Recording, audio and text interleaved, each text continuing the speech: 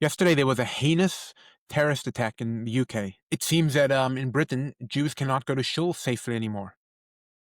Now, before you go blaming Islamic terrorism, we don't have all the facts. The motives cannot be known yet, according to the authorities. And the family of the terrorist is shocked and horrified at this act. Now, they did release the name of the terrorist, and let me tell you his name. The family of Jihad al-Shami, who carried out the deadly terror attack on Manchester Synagogue yesterday, condemns his heinous actions. Let me read that sentence again. The family of Jihad al-Shami, of course, immigrants from Syria. That's an interesting name. How did that immigration interview go? All right, we have Muhammad and Abdul and a Jihad. Sure, he's a good lad. What kind of aspirations did these parents have for their son when they named him Holy War? That's the name of the son.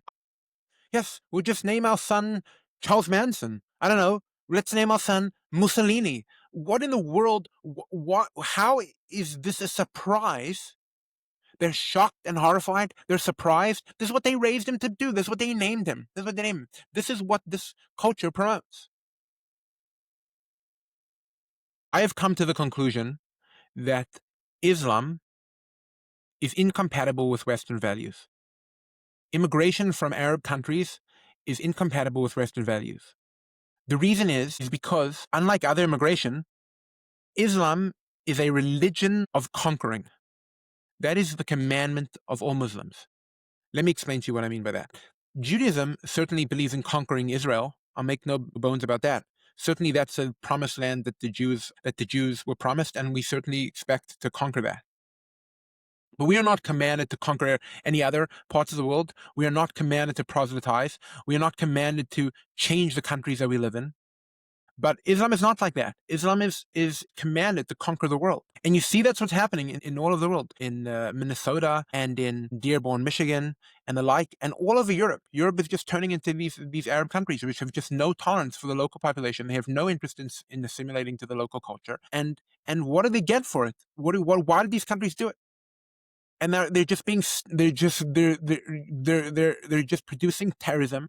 They are not adding to the country. What do they do that for? What are you importing people who don't have your values and are working to undermine them? Just today, there was Matt Walsh put out a whole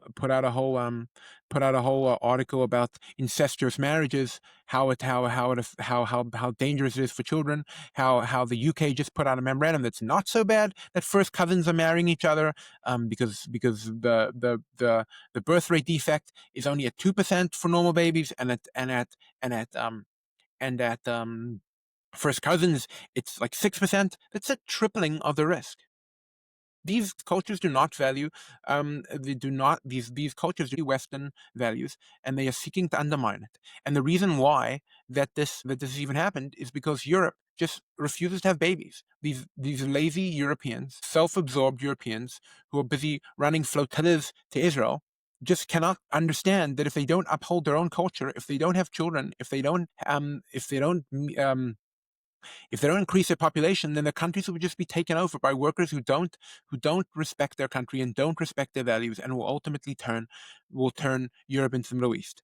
And I think Europe's lost. But this is a lesson for America. If we don't want our country looking like that, if we don't want our country with hordes of people shouting jihad in the streets, then we should protect our values. We should build our families. We should build our strong communities that reject this sort of savage lunacy. Yeah, that'll for today, guys. See you next week.